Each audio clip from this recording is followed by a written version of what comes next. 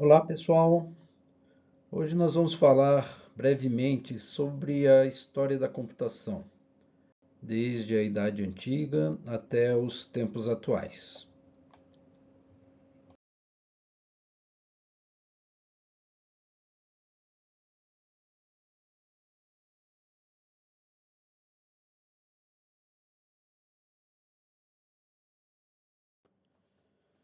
O primeiro instrumento que se tem notícia de, de que seja efetivamente um instrumento, né, capaz de fazer alguma espécie de cálculo é o ábaco, né? Há discussões sobre a data de origem, efetivamente, né? Alguns falam em 3.500 anos antes de Cristo, outros falam em 2.300 antes de Cristo, mas é num período mais ou menos entre essas datas, provavelmente, é que foi criado o ábaco. Ele é um instrumento de cálculo relativamente simples, né, que faz operações básicas, como adição, como subtração, multiplicação. Mas ainda assim ele é bastante eficiente para a finalidade a qual ele se destina. E ele vai se perpetuar, né, pela história da humanidade até os dias de hoje. Porque até hoje, por exemplo, na China, ele é utilizado ainda nas escolas primárias ou pré-primárias para ensinar as crianças a contagem e essas operações básicas matemáticas. Então, ainda que seja um instrumento bastante rudimentar, ele, por ser eficiente, ele foi usado ao longo de milênios e existe até hoje, mas é claro, já não com uso efetivo para a finalidade para a qual ele foi criado.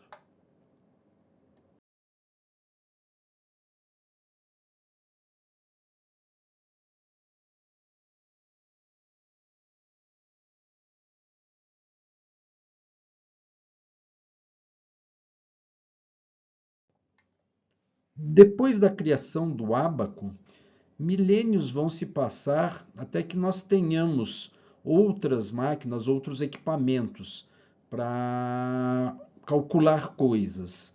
Nós vamos ter ali no século XVII, por exemplo, a régua de cálculo, a máquina de calcular de Pascal, mas é somente no século XIX, mais precisamente 1837, com a máquina analítica de Charles Babbage, é que nós vamos ter uma máquina que podemos chamar de uma máquina computacional ou um computador até.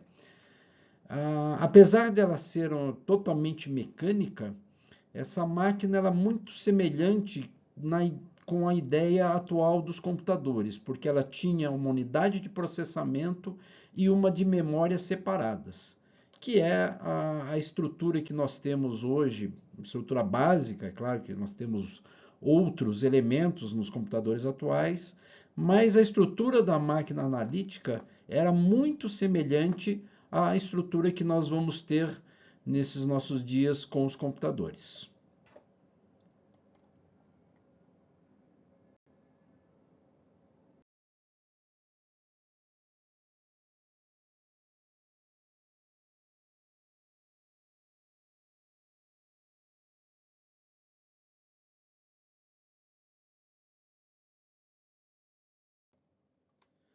A máquina analítica de Babbage era algo realmente revolucionário para a época, porque ela seria a primeira máquina de propósito genérico, ou seja, ela seria programável, utilizando a técnica de cartões perfurados que tinha sido inventada alguns anos antes por Joseph-Marie Jacquard em máquinas de tear. E esse sistema de cartões perfurados, eles possibilitavam a programação de máquinas. E nós temos então, a partir daí, a primeira programadora da história, que foi Augusta Ada Byron King, ou Ada Lovelace, porque ela era condessa de Lovelace. Ela criou então em 1843 o primeiro algoritmo que seria utilizado via cartões perfurados, né, para a programação da máquina analítica de Babbage. através desse algoritmo, é que nós temos, então, o casamento entre as duas coisas que caracterizam a computação. O computador em si, o equipamento que faz o cálculo, e o algoritmo, que é a forma através do qual esse computador efetua, né, esse cálculo.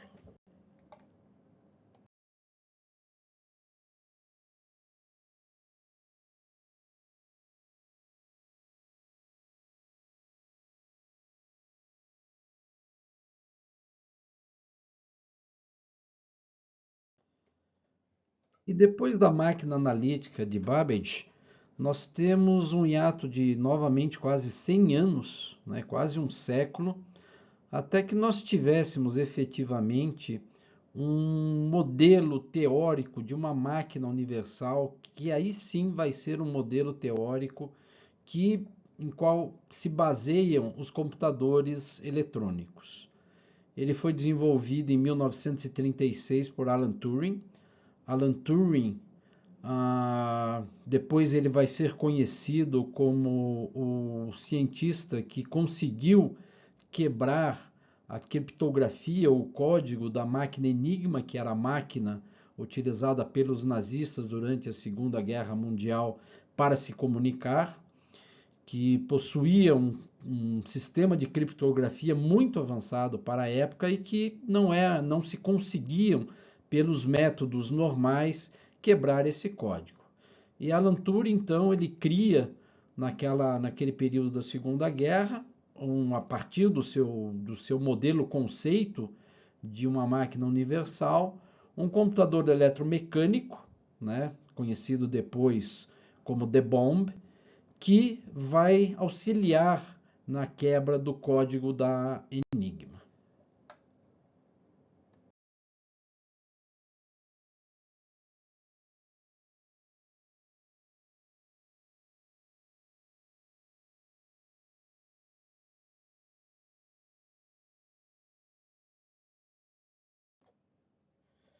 E a partir da máquina conceitual do Alan Turing é que é criado pela Escola de Engenharia Eletrônica da Universidade da Pensilvânia, nos Estados Unidos, aquele que seria considerado o primeiro computador totalmente eletrônico, porque a The Bomb, criada por Alan Turing, era uma máquina eletromecânica. E esse primeiro computador totalmente eletrônico era o ENIAC.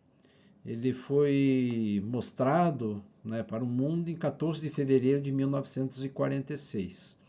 Ele era um equipamento enorme, ele pesava cerca de 30 toneladas, ocupava uma área de 180 metros quadrados, tinha 70 mil resistores, 18 mil válvulas de vácuo, mas a capacidade de processamento dele, se comparado com algumas calculadoras de mão, hoje em dia ela era inferior a essas calculadoras. Então era um computador enorme e realmente era uma máquina universal programável, mas que tinha ainda uma capacidade bastante ínfima em termos de processamento.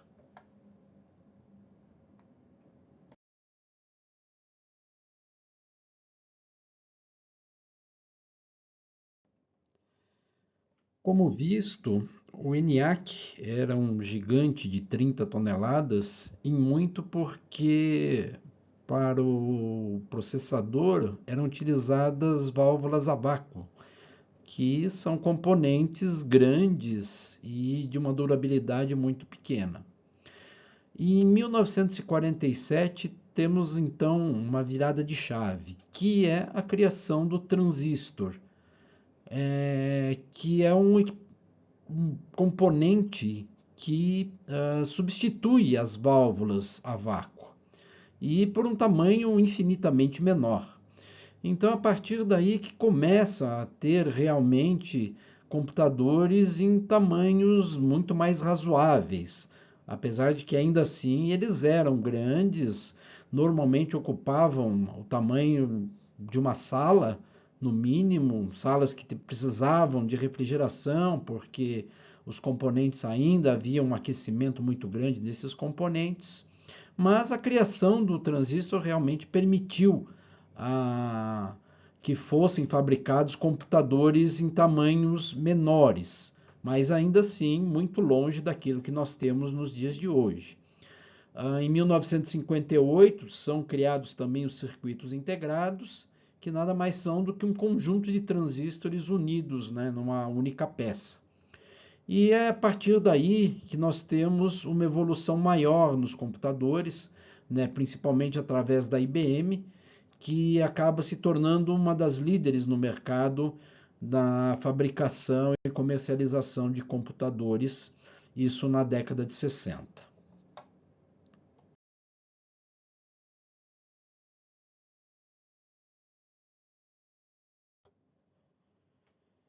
Se a criação do transistor e dos circuitos integrados realmente deram um grande impulso na computação, na realidade na década de 70, com a criação do primeiro microprocessador, que é o Intel 4004, pela Intel, que nós temos uma verdadeira revolução na computação, porque a partir daí é que efetivamente os computadores puderam reduzir-se a um tamanho, né, infinitamente menor do que aqueles que nós tínhamos até então.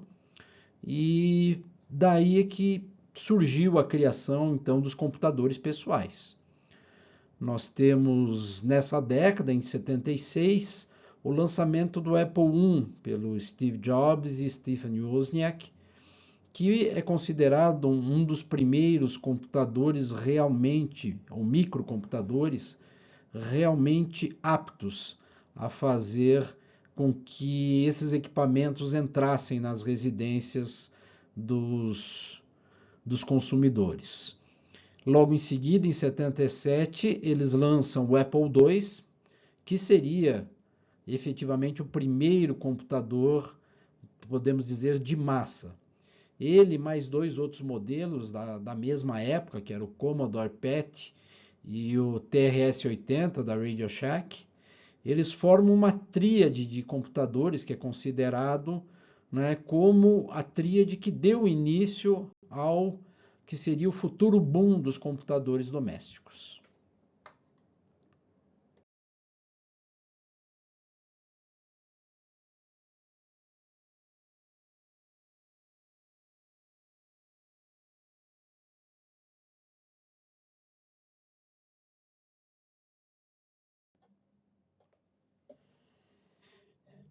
E se aqueles equipamentos da década de 70 realmente engrenaram, né, a venda de computadores para usuários pessoais, nós vamos ter, na década de 80, já no início dessa década, o lançamento do IBM Personal Computer, o famoso PC, que com o sistema que possuía na época, o MS-DOS, ele passou a se tornar praticamente um padrão de mercado.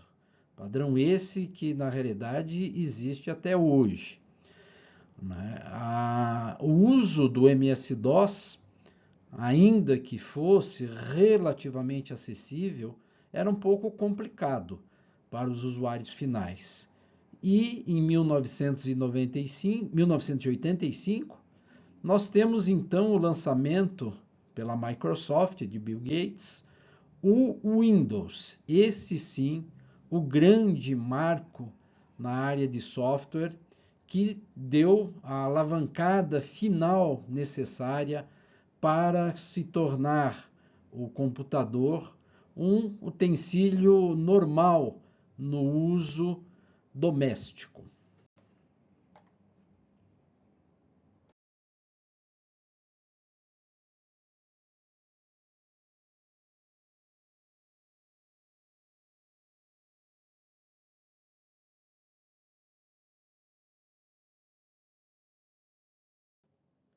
Nos anos 90, nós temos um outro marco na computação, que é o início da difusão da internet. Até então, utilizada apenas em círculos bastante restritos, primeiro na área militar, depois na área do ensino, entre as diversas instituições de ensino, A partir dos anos 90, ela é estendida para todos os usuários, ou pelo menos todos aqueles que pudessem, na época, ter acesso a um modem, e que ingressavam, então, numa conexão global, onde há a possibilidade de compartilhamento diversos, desde dados, informações, vídeos e por aí vai. E isso começa a se difundir nos anos 90 e nos anos 2000 é também difundido ainda mais pela introdução da banda larga, porque até então as ligações entre os computadores se desenvolvia, né, através dos modem, que eram equipamentos de uma velocidade muito restrita. A partir da criação da banda larga, aí sim houve a possibilidade de fazer uma transmissão de dados numa velocidade bastante razoável e que permitia a transmissão, né, de informações de uma forma mais consistente e rápida. A partir daí, nós temos a criação de diversos motores de busca, facilitando o acesso das informações dentro da rede internet, e também a criação, na sequência, das redes sociais, como Facebook, Twitter, Instagram e outras do gênero, que tornam, né, as conexões entre as pessoas muito próximas, fazendo com que o uso da internet não seja mais apenas uma forma de divertimento ou necessidade profissional, mas sim como uma necessidade pessoal, até de comunicação e de interligação entre os seres humanos.